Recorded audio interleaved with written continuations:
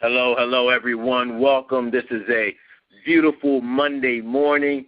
I want to thank you all for joining the call here today. This is the first installment of the Masters of the Mind call. Just a few short minutes every Monday morning here at 9:30 a.m., same time, same line every week, just to give you a couple of small nuggets that I've been able to learn, been able to implement into my life, and hoping that it will give you some benefit just as it's giving me some benefit in a very short time here. My real goal is to really encourage that process of learning and relearning and implementing those ageless concepts that have assisted folks throughout the ages for obtaining the goals and the desires and dreams that they have for themselves. So welcome, and thank you again for plugging into the call. Today, I want to talk about self-motivation, you guys. Really, how do we overcome that big monster that we call procrastination?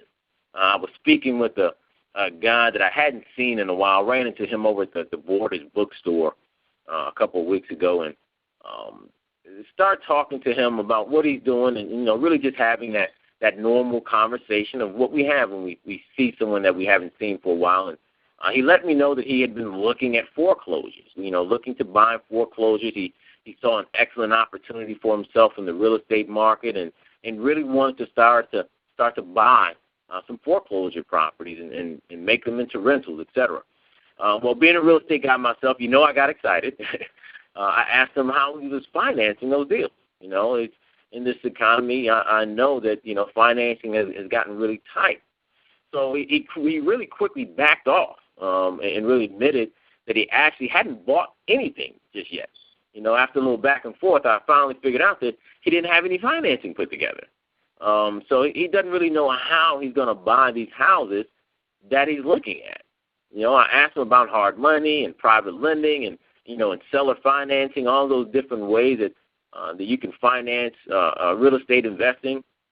And it turns out that he hadn't looked at any of them, you guys. Here's a guy who was looking at an opportunity. He knew he didn't have the capital, the money to go buy one of these foreclosures cash. He knew he didn't have the credit to purchase any of these properties in the traditional bank loan scenario.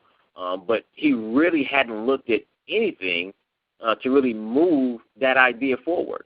In a nutshell, here's a guy who looked at something. He concluded it was an excellent opportunity for himself, but he really hasn't made a single move into making it a reality.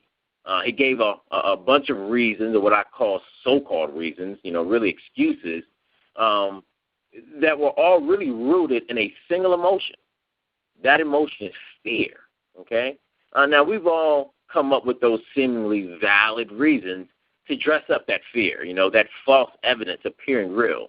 And you guys know what I'm talking about.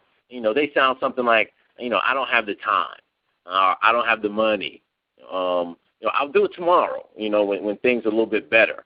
I need to get a little bit more education. I need to do a little bit more research, on this thing. I'll wait till someone else does it first. I don't really want to be the first one to try this. Let's see if someone else can do it first, Or maybe you told yourself, I'm not really sure, I failed at a couple of things before, I'm not really sure I want to move forward with this venture. I see the opportunity, but, I'm a little nervous about it, or the coup de grace, I want to get organized first. Let me get my ducks in a row, or even better, I'll wait till after Christmas, seeing as this is December, I'll wait till after Christmas to get started. Or I'll wait till after New Year's to get started. I'll wait till next year to really move forward with what I want, et cetera, et cetera, et cetera. We've all heard, those excuses. Well, we can tell the entire world these stories, you guys, but the bottom line is we can never lie to ourselves. Because, see, every time we use one of these reasons, one of these excuses for not moving forward in our personal or business lives, we get that sickening feeling, right in our guts. Because, see, we know the truth. It's been told to us a million different ways that a plan without action is meaningless, that the journey of 1,000 miles starts with the first step. Actions speak louder than words. We've heard them. There's actually a Chinese proverb out there that says, talk doesn't cook rice. Okay? And even Zig Ziglar, rest in peace, Zig. He even told us that, you don't have to be great to get started, but you do have to get started to be great. All right? So what is it that we can do, you guys? What is it that we can do to kind of help ourselves move past this procrastination and really create some self-motivation for ourselves? Well, I was reading a book.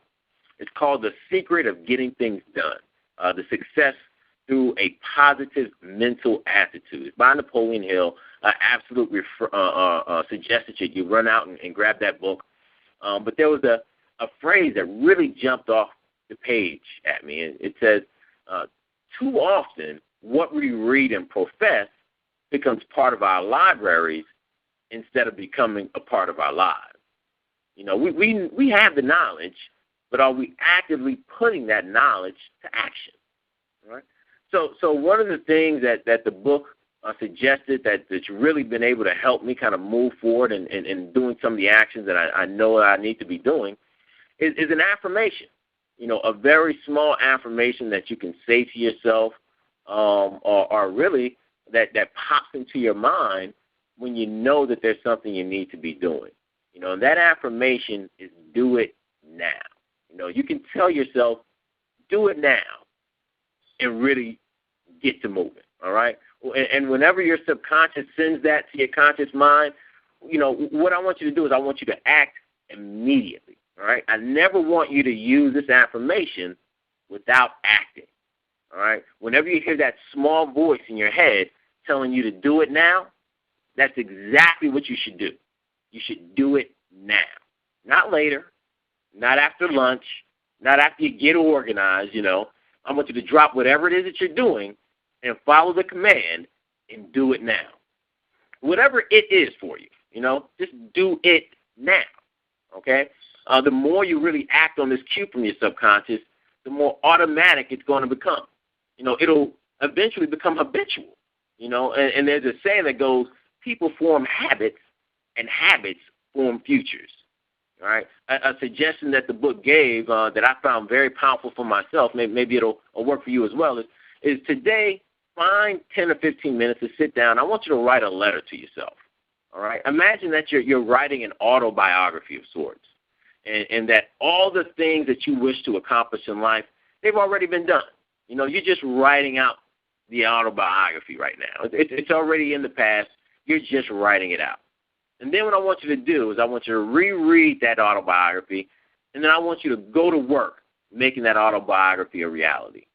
Don't rely on any of the excuses that you've allowed to slow your progress in the past. I just want you to go to work right at that very minute and do it now. All right? I'm going to leave you guys with a small saying here that I thought was very powerful. It says, if you sow an action, you'll reap a habit. If you sow a habit, you'll reap a character. If you sow a character, you'll reap a destiny. The key to any destiny, you guys, is to act. Not now, but right now. I hope these few words have been a bit of an inspiration. I hope you were able to get something out of it. Thank you guys again for joining the Masters of Mind call. Again, next week, same time, same line. We will be right here, 9:30 a.m. Monday mornings. I look forward to seeing you next week. You guys have a wonderful day. God bless, and take charge right now.